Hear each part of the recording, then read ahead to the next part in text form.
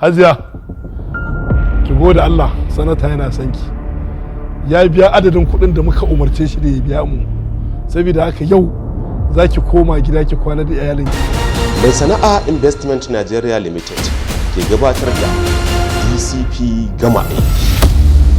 Dalilin da ya sa na tara ku a nan, kamar yadda sabon baturen 'yan sanda ya umarci duk wani mai gari ko mai unguwa ya tara jama'arsa don shi zai zo yi mana jawabi a kan tsaro. Ku saka idanunku a cikin unguwanninku da lokunanku da gidajenku. Duk mutanen da ba ku yadda da su ba sai ku hanzarta ku sanarwa da hukuma da gaggawa. Dillalai duk wanda suka san za su siyan masa da gida ko ba shi haya sai sun tabbatar wa da mai gari waye shi. Ba ka jin abin da 'yan sanda suke gargaɗe? Dukiya ta ce. Kai, wani ne zai nuna min yadda zan juya ta? Kina iya buga community police waya idan kin ga bako fuskar da baki yadda da ita ba, domin abu ne na taimakon juna da juna. Binciken da muka yi wanda ka baiwa gidan su suka ɗauki ɗanka. Inna lillahi wa inna ilaihi raji'un. Ni 'yar kauyen maɗaci ce.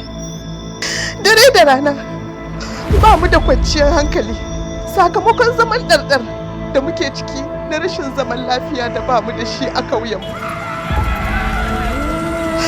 Kwasam wata rana da daddare 'yan bindiga daɗi masu garkuwa da mutane suka shiga cikin kauyenmu suka kashe wasu daga cikinmu, wasu kuma suka tarwatse suka kashe kananan yara, sannan suka yi garkuwa da mu. Inganta dangantaka tsakanin 'yan sanda da al'umma. Permission to carry. Thank you, sir. Kamar yadda kuka sani, al'ummar ƙasar nan sun dogara da mu ne wajen samun kwanciyar hankalinsu ta fannin tsaro. A ƙarƙashin jagorancin shugaban 'yan sanda na ƙasa, Muhammad Abubakar Adamu, za mu shiga cikin wannan ƙauye. Aikinmu ne ba dare ba rana ba tsoro, kuma mu shiga cikin wannan ƙauyen mu kawo wa'annan mutane ɗauki.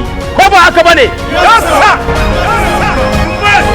Sai hukumar 'yan sanda ta ƙasa PIG Family a ƙarƙashin jagorancin shugaban hukumar 'yan sanda suka kawo mana ɗauki.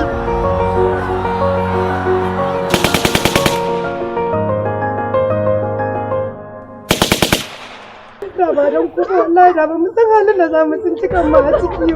ba komai, ai Allah shine abun godiya, kuma ku gode wa shugaban hukumar 'yan sanda na ƙasa Muhammad Abubakar Adamu.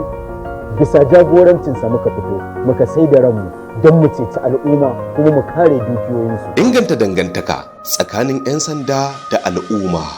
Zuwa yanzu nawa suka hada? Sun ce mu bai kai miliyan 2 ba abin da suka hada. Kar wani sake yin magana. Dama ai daukar ran ma yafi daɗi da kuɗin mani wani sa'in. Inganta dangantaka tsakanin 'yan sanda da al'umma. Kana motsawa sai na tarwatsa ma kwakwalwa. Community policing